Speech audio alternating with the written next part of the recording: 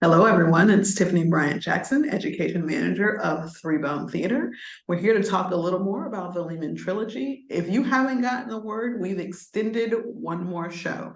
So the show is posted in Saturday, the 18th, but it will now go until Sunday, the 19th. So I'm telling you this now because after this conversation with Tom, if you have not gotten your tickets, now is the time to do so.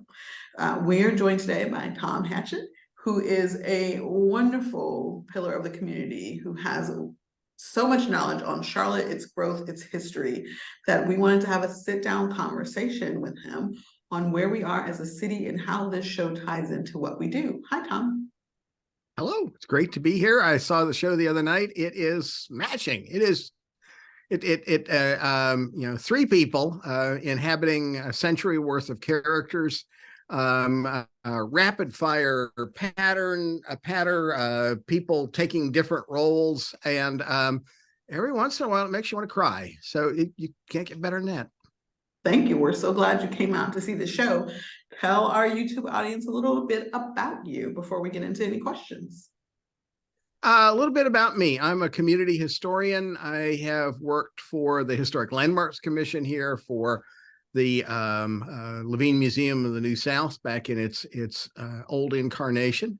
And for about the last 8 years, I've been working with community members, with neighborhoods, the Park and Rec, doing neighborhood tours, signs, talks, histories, finishing up a history of affordable housing in Charlotte, which is not a skinny book, as you might think. And so, what attracted me originally to the Lehman Trilogy is that they're big financiers, and big financiers are playing a big role in our world today. So, whatever they talked about was going to be interesting in that regard. But you ended up with this really personal story about three people, working toward the American dream. Yes. Outsiders, Jewish immigrants. There's a lot of, you don't have to know anything about Judaism. I don't know very much myself, but that thread of how you hold on to what you came into the story with is something that's really important to immigrants every time, but also to us today as our world is changing so fast. Yeah. And so, I didn't expect the emotional depth, the connection that I get from Lehman Trilogy. Well, you bring up some excellent points in the themes of the show. So we're watching a family, as you say, come to live and build the American dream. And obviously that's not new to people in Charlotte. We have people, Charlotte grows at such a rapid rate, and people are coming here to start new lives and build new things. And so as a historian, you've seen Charlotte's growth and kind of what that's done within communities. So I'd love just a bit about what you've witnessed with your eyes and through your studies of what's happened to Charlotte as it's grown over the last few years, with people coming in. And we are a banking town, though not a town so much as a city now, right? And what has happened at that intersection of continuous people coming in to build something, also being the center of a big bank hub as we are.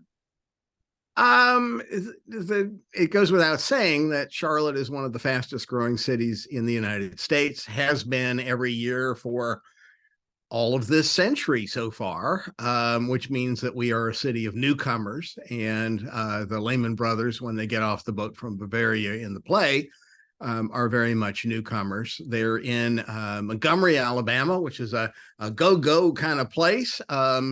The Civil War hasn't happened yet. The plantation economy is cooking, and the issue of enslaved labor gets mentioned there, which is something, of course, that is still resonating as the United States moves through history. But the thing about a city of newcomers is a city of possibility. And that's kind of where we are now here in Charlotte. That's definitely where Montgomery, Alabama was, and New York later on when they moved up there. Interesting to think about what Charlotte was like back in the middle of the 19th century.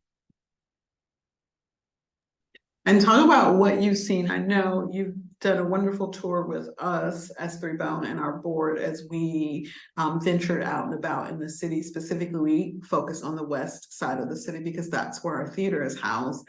But you did a wonderful job of talking through what was that area and what is that area. So I'd love for you to tell us a little more about, and I point out that area because there's such a change in that area and it's continuously changing and shifting as we speak, what it looks like now, what it was. And we, as a theater company, are trying to be very intentional about taking up space in that area. But I'd love to hear you talk about it a little more. Well, Three Brown Theater is in the Arts Factory, which was created about 10 years ago. Public-private partnership. Johnson C. Smith was involved. There was at that point, JCSU had a theater department. It has moved in a different direction more recently. And so now a variety of groups occupy that space on West Trade Street, including a video production studio, and y'all. Your space is also where a Sign of the Times, the jazz band, has their monthly concerts. It's kind of a happening place. And it is embedded in layers of history, which is something that I always talk about when I'm out and about in Charlotte. That area, Seversville, was settled by German immigrants, like the Lehmans, in the middle of the 19th century. I believe it was after the Civil War. I think they came up, if I remember correctly, from Charleston to be shopkeepers here. Same thing the Lehmans ended up doing. The Severs were not nearly as well-to-do, but they had this little farm on the edge of the city, and eventually the kids, as with the generational changes in your play, looked at the land and said, hey, that could be a neighborhood. And so Seversville emerged in the late 19th century as a white neighborhood because segregation was starting to harden around the turn of the last century. When urban renewal wiped out areas like Brooklyn in the center city, Seversville became an African-American neighborhood. My friend Annetta Ford, who I do tours with, her family still owns their house there. But what's happened in the last 10 years or so is tremendous gentrification in Seversville. And the folks at the Historic West End Partners, Titania Adams and them, are consciously using history as a way of educating the newcomers, helping them become part of the existing community. I love the fact that Three Bone Theater on the back side of that building, as you come up from downtown, has a beautiful history mural that shows the Excelsior Club and the streetcars and Johnson C. Smith's landmark tower. And so you all are like you say, consciously part of this changing neighborhood.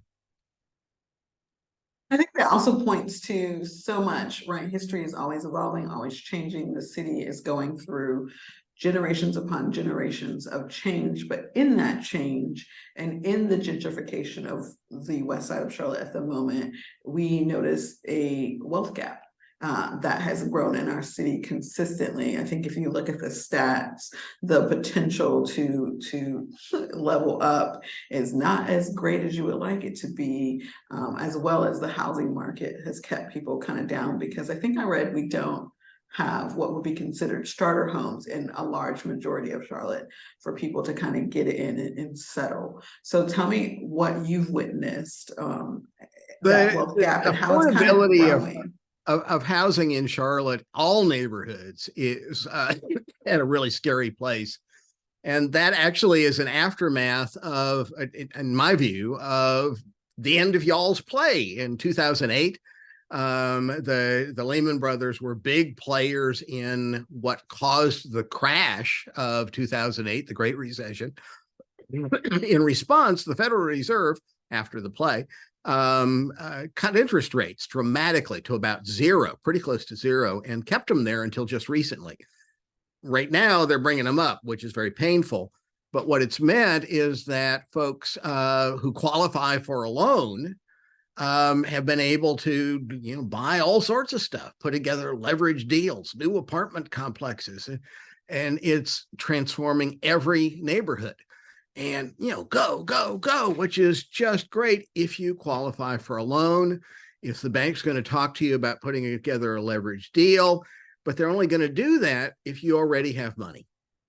And so Seversville used to be a place largely of renters, and those renters are gone. And it's not just Seversville. Every neighborhood around Charlotte is going through that.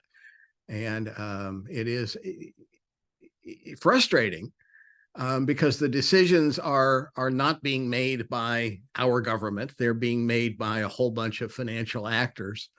And it's not in our control. In even the way that urban renewal, awful thing, knocked down the neighborhood of Brooklyn, neighborhood of Greenville here. But you could go knock on somebody's door that was in charge of that. Here, you can't. And when the Lehman Brothers corporation outfit, whatever you call it, in New York collapses in 2008, the end of the play, that sense that the people on stage are, to use a pun, are not the actors in this tragedy. They do not have control of this economy that they've created. And that sense of things being out of control, that's kind of where we are right now. And I think you're absolutely right. It is not one neighborhood's problem. It is a bigger problem all over Charlotte. I have lived in Charlotte for 17 years, and about 3 years ago, when I was ready to buy a home, I have a great job, a stable job. Buying in the city was not the option for me. That would benefit my family the most. So I think about that at the time of purchase and what that looked like. But I still have enough privilege, right, to be able to buy, but knowing that who owns what in Charlotte and who I was competing against at the time were not actual humans or other families. They were entities and small companies being corporate built. ownership of real estate. Mm-hmm. And that, then let me pull back a little bit, because if you know little pieces of this, you'll see it popping up again and again in the Lehman Trilogy play. When they get off the boat and they go to Alabama, of all places. Where have you heard of that? They invent for themselves something that had already been going on, but it's their discovery that they could become cotton brokers, that they could buy cotton crop because they have some money, and not very much, but they had this little store, and so they have a little bit of money, so they could buy a wagon of cotton and then market it to a textile mill. And that's how Charlotte hit the big time in the 19th century. Not in slavery times, because we didn't have good connections to the coast in the era of slavery, but afterwards, the railroads were here, and cotton brokers were the big guys in town. You fast forward from after the Civil War to about 1900, it's cotton brokers who start what's now, you remember First Union Bank, which became Wachovia, which became Wells Fargo, started by a cotton broker. NCNB, Nations Bank, Bank of America, started by folks who were in the textile business. And so the Lehman Brothers are kind of paralleling history of people here who created Charlotte. They eventually moved to New York City and are players on the national stage in a way that very few folks in Charlotte have achieved. But the subtext is that as the generations go along, they're losing their connection with their Jewish heritage, among other things, but that stands for all of our connection with a world where we have some control. It's building bigger. Instead of trading in clothing or in cotton, they're trading in money itself. And that is a very much a parallel to Charlotte, the banking capital. But it also yields this situation where, as the play goes along, there are no more Lehmans at Lehman Brothers. And so what? Well, you end up with these guys who are kind of, don't spoil it. I don't know what they're doing, but it ends up. Not everyone's watched it yet. I do think it is interesting that you do see, now, I don't know if you know this, Tom, but the original writer of the show is not American, but this show. That is amazing. I looked at that, and a guy from Italy can tell this story, and then it gets translated by a guy from England, and it is spoken poetry. If you like slam, if you're a slam poetry person, you want to go. It's amazing how it's done, that captures truly what's happening. And as you tied in, while that's happening on a bigger scale, it is also happening here in Charlotte. This is a part of our history.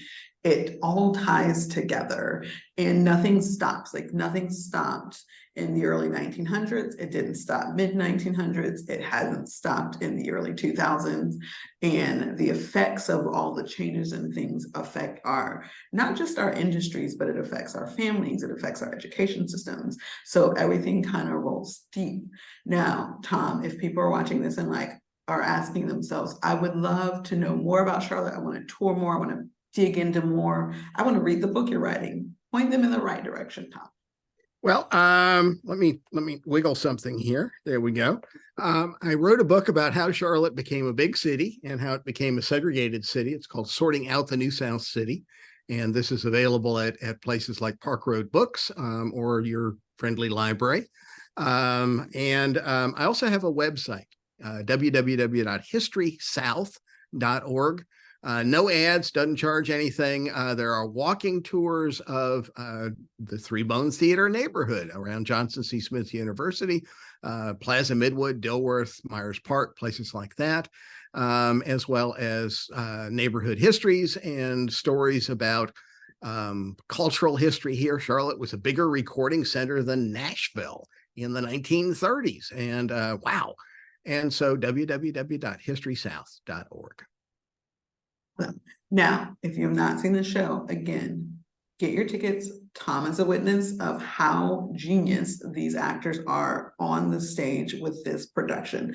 So even if you think you know the story of the Lehman Brothers, even if you think you know the story of the 2008 financial collapse, none of that, I mean, it matters.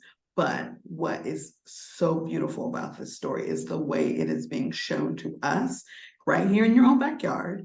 We talked about how it ties into our own history, even though it's not about us. And fun fact, all that talent on that stage, those are your local actors. So come out, support, do this show justice. I cannot lie to you. We are sold out on one of the shows this weekend. We have a very limited number on another day, but that Sunday matinee that we just opened yesterday is your last chance to get in on this show, and you do not want to miss it. And after you see the show, go to Tom's website and get more information, because this doesn't stop, and what we know and what we learn cannot stop. Also, I have to tell you, there's a discussion guide once you finish the show. So sit down, have lunch with your friends, talk about what you've seen in the show, talk about what you've learned about the city you live in and how banking has played a role in that city. And don't let this conversation end after you walk out of the theater on Sunday. I'm asking you, that's my big ask if you're watching this video. Tom, thank you for giving me some time in your afternoon. I appreciate you. I'm going to go to your website right when we're done, because I do a lot of deep dives while we're working on a show, but I never leave it when it's done either. So I'm going to dive into more and spread the word, because I think it's important that we know where we are. I'm not from here, so the more I learn about Charlotte, the happier I am in what I do in the community to make changes. So thank you for giving us your time, Tom. Stories connect us together. They connect us to a place, and theater is one of the most powerful ways of sharing stories of building community. So thank you, Three Bone Theater. Perfectly said. I will end there. Everyone else, I will see you at the theater this weekend.